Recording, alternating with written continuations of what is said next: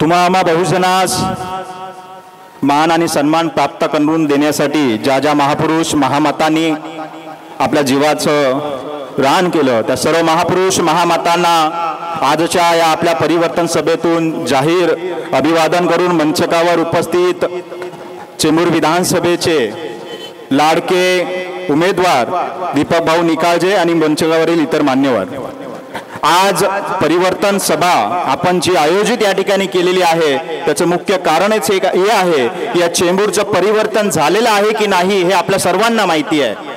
गेल्या अनेक निवडणुकांमध्ये या ठिकाणी जर आपण पाहिलं तर जातीवादी आमदार त्या ठिकाणी निवडून आलेला आहे आणि त्याच्यामुळे या झोपडपट्ट्यांमध्ये बसलेल्या बहुजन वर्गाचं परिवर्तन झालेलं नाही आहे आणि म्हणून ही संधी आपल्याला चालून आलेली आहे। बहुजन समाजाचं परिवर्तन करायचं असेल तर निळ्या झेंड्याचा आमदार त्या विधानसभेमध्ये जोपर्यंत पोहोचत नाही तोपर्यंत बहुजन समाजाचा प्रश्न काही सुटत नाही असं मला प्रामाणिक मत या ठिकाणी मांडावं असं वाटतं।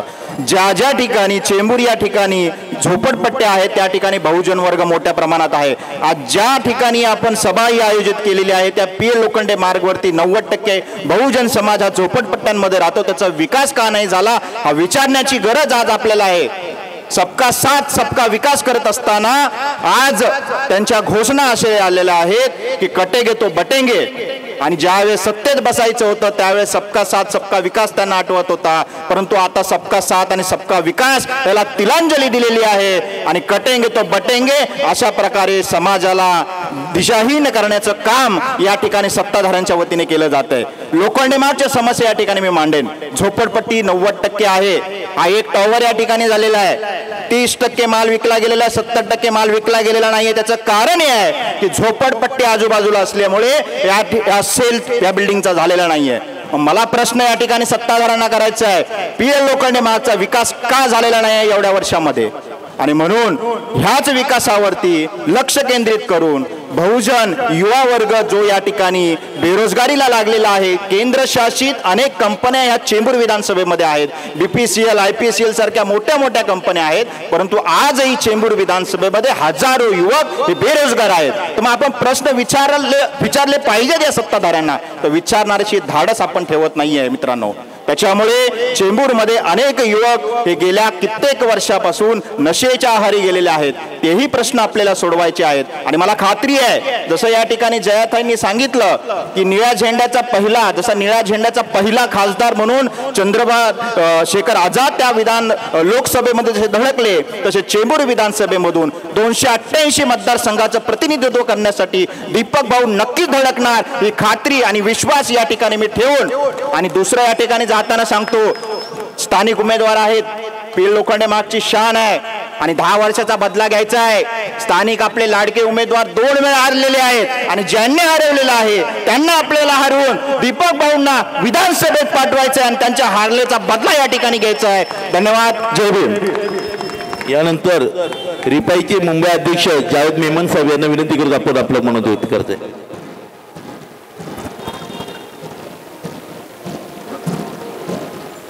अस्सलाम वालेकुम रहमतुल्लाह वबरकातुह।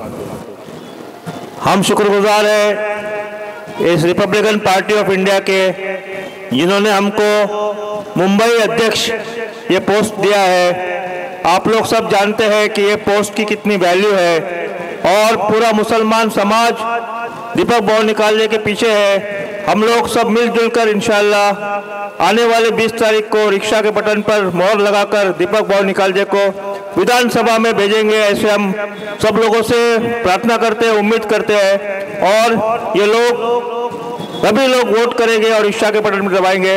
इसके साथ बहुत लोग बोलने वाले इसलिए हम कम बात करते हैं। जय हिंद, जय महाराष्ट्र, जय भीम।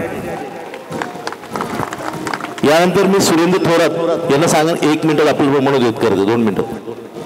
त्याच्यानंतर मागचे ते आणि 2 लोक बोलतील मग आपलं म्हणणं।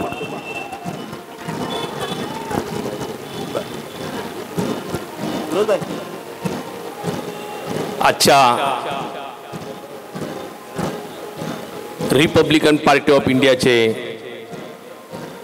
चेंबूर विधानसभा क्षेत्राचे सन्माननीय उमेदवार दीपक भाऊ निकाळजे साहेब यांच्या प्रचाराकरिता असणाऱ्या या प्रचार सभेला उपस्थित माझ्या तमाम बंधू भगिनींनो,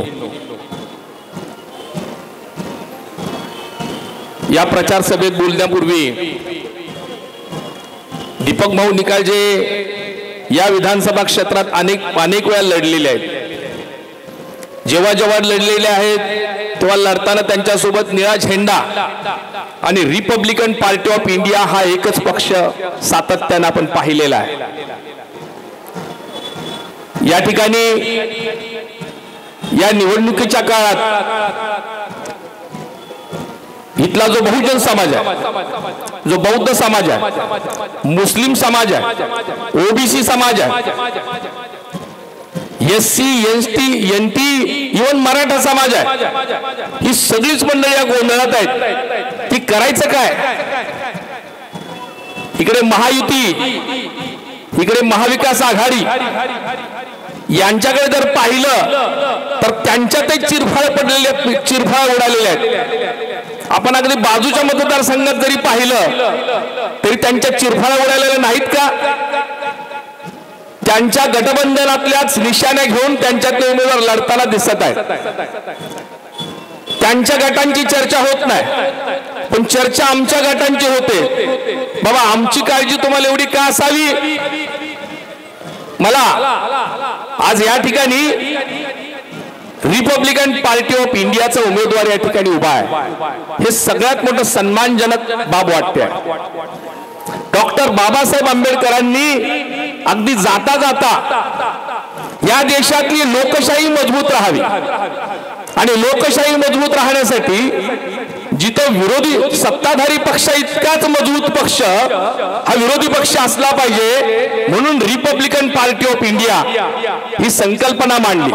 मी म्हणेन ती बाबासाहेबांनी केवळ ती संकल्पना मांडून गप्प बसलेले नाहीत, तर बाबासाहेबांनी 1956च्या सप्टेंबर मध्ये त्यांचा शेड्यूल कास्ट फेडरेशन बरखास्त केलेला आहे.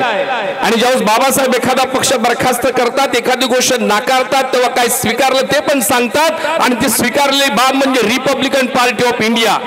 आणि दीपक भाऊ निकाळजेंनी ही रिपब्लिकन पार्टी ऑफ इंडियाची शान चंबूरमध्येच नव्हे तर महाराष्ट्रामध्ये ठेवलेली आहे. आणि म्हणूनच आज दीपक भाऊंच्या रिपब्लिकन पार्टीला साथ देण्यासाठी रिपब्लिकन सेनेचे सन्माननीय नेते आनंदराजे आंबेडकर आपल्या सोबत आलेले आहेत. भीमबाबाच्या या लेकराला आशीर्वाद द्यायला आनंदराज आंबेडकर त्यांच्या पाठीशी उभे आहेत. बहुजन रिपब्लिकन सोशलिस्ट पार्टीचे सन्माननीय नेते सुरेशजी माने साहेब ते त्यांच्या पाठीशी उभे आहेत. मला वाटतं दीपक केदार यांचा देखील जो पक्ष आहे तो रिपब्लिकन पॅन्थर्स असा काहीतरी आहे. या सगळ्यांच्या नावात जे असणारे